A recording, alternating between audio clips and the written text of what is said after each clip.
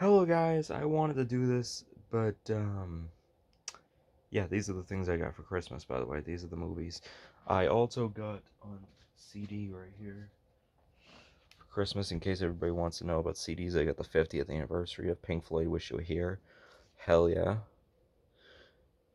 The discs are kind of hard to get out because they put the booklet in with one of the discs, but yeah. Still an awesome album to own. One of my favorite albums of all time. But yeah. So this is all three of the movies I got. I did order another 4K that should be coming in over the weekend. I ordered Pee-wee's Big Adventure on 4K, Tim Burton's first movie. A movie I used to watch all the time when I was little. It got a Criterion 4K. So as soon as I heard that they were doing a 4K for that one, I was like, hell yeah. I cannot wait. I had the Warner Bros. Blu-ray on my shelf, so I can finally get rid of that. And kind of makes me happy that Criterion's making a 4K of that one. I had the chance to finally get the 4K of Eyes Wide Shut, but I didn't. I still have the Blu-ray from Criterion. I don't know if I'm gonna pick up the 4K right now. Um, but yeah, here's the three movies that I picked up. I already have Isle of Dogs on 4K from Criterion because that was the one I picked up when this one came out on the same day. I didn't pick up the French Dispatch, so that's I have that one right there. I have a History of Violence, really good movie, and I'm also gonna say this right off the bat: the 4K looks beautiful. Like it looks genuinely beautiful. Like the quality on it and everything, like they brighten up the image so much that it looks way better than the Blu-ray because I've seen comparisons online of what the Blu-ray looks like from Warner Brothers, and oh my God, the Blu-ray is just it's so dark. Like the screen's so dark you can barely see the movie sometimes. But this copy is so it's brightened up so much that it looks beautiful. Beautiful, absolutely gorgeous. And I'm really happy about this release. Although the artwork could have been better, I still am happy to have that one in 4K. I also picked up David Byrne's American Utopia, and fun fact for a lot of people, I am a huge Talking Heads fan. um, my English teacher in high school kind of got me into that kind of thing. So I do have one David Byrne album, and that's his newest album, Who Is the Sky. I have that one, but I don't have any of his other albums. But I do have a lot of Talking Heads albums. In fact, one of them is actually going to be coming in. I actually ordered their second album through Barnes and Noble, so that should be coming in sometime, and can't wait because that's probably one of my favorite Talking Heads albums. I like it even more than Remain in Light. So yeah. Um, but yeah, American Utopia and the French Dispatch. Like I said, I already got the Isle of Dogs 4K. I haven't watched the 4K yet. I haven't seen the movie in a while.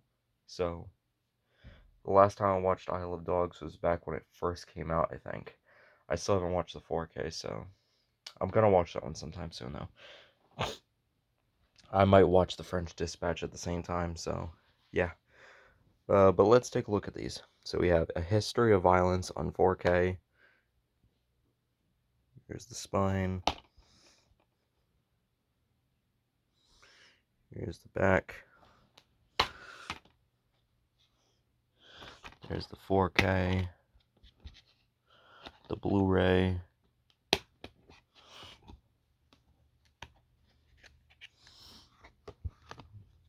Pull out the booklet.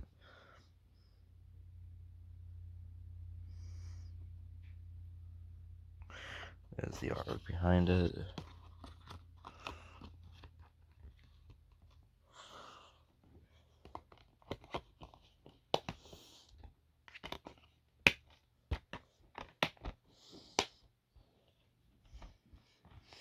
Next up, David Byrne's American Utopia on 4K. There's the spine. The back.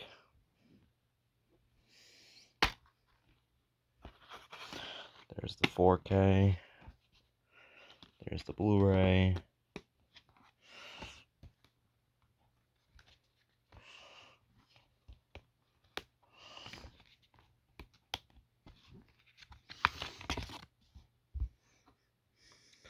There's the back artwork.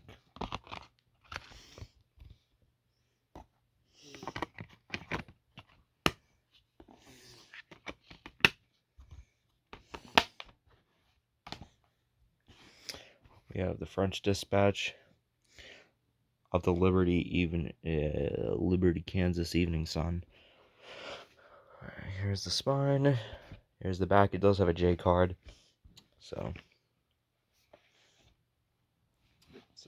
I put it in the case, of course. There's the J card. Here's the booklet. You get a poster. Here's the 4K disc.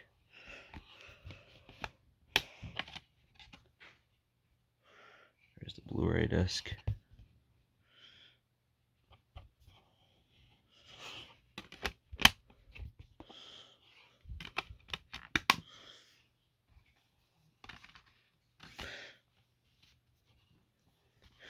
Yeah, a movie I've never gotten around to watching, so this is...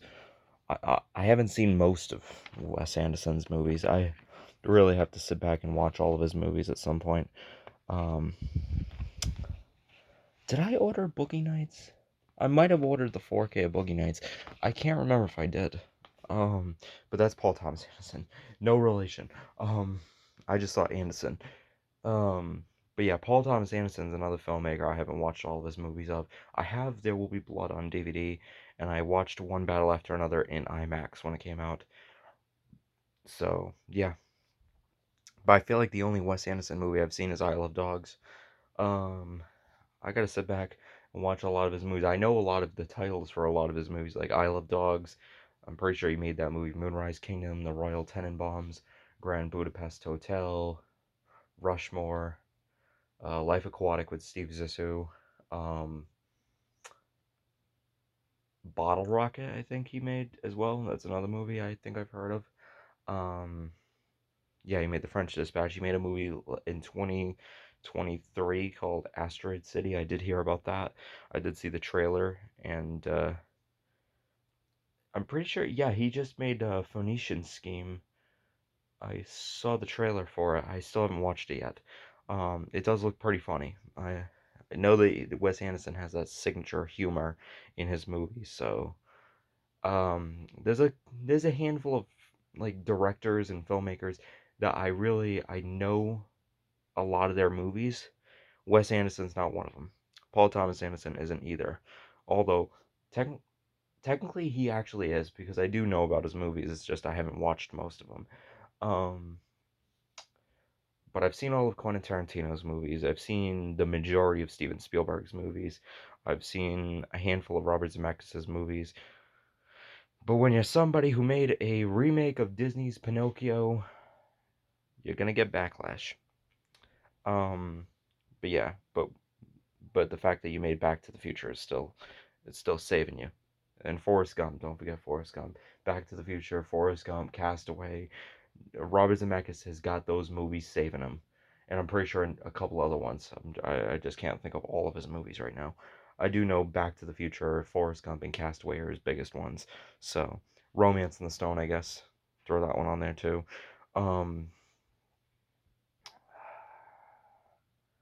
Robert Zemeckis, Roger Rabbit. Ooh, can't. I honestly, I really would love to see them bring that one back to theaters. That was one of the ones I wish IMAX would do a like an IMAX version of Who Framed Roger Rabbit. That one would be amazing. But Disney doesn't have the balls to do that, so I'm never gonna expect that one to ever come to IMAX unless somebody really convinces Disney or drops a freaking sack of 1,000 fucking no no a freaking $1 billion or something stupid like that. Be like, oh, I want Who Framed Roger Rabbit to come back to theaters, especially in IMAX. Somebody at Disney, well, Bob Iger is probably be like, perfect. All right. All right. How much money's here? A billion? Uh, you want to add a little bit more than that? Because that's Oh, okay. That's good. That's good. You just added. All right. Good. And literally, I would never expect Disney to ever bring a movie back in IMAX. I really would never. Like, whenever they do, it's like the rarest occasion, and maybe it's just to promote a new movie to that series. Like, I remember back in 2024, I saw The Lion King for the 30th anniversary. And I was like, ooh, The Lion King's coming back to theaters. I never expected Disney to do that. And then I realized, I'm like, wait a minute. It's because Mufasa's coming out. Of fucking course. So, and that kind of pissed me off, despite how much I like The Lion King. Still pissed me off that I literally went there basically to see a promotion for Mufasa, a movie I'm never gonna watch. So, honestly, pisses me off. Otherwise, thank you guys so much for watching. This has been my Criterion movie haul, I guess. Um, I'm gonna get I'm gonna get more, so this is what I got right now. But thank you guys so much for watching. Like, subscribe, and ring the bell to get notified of my latest videos.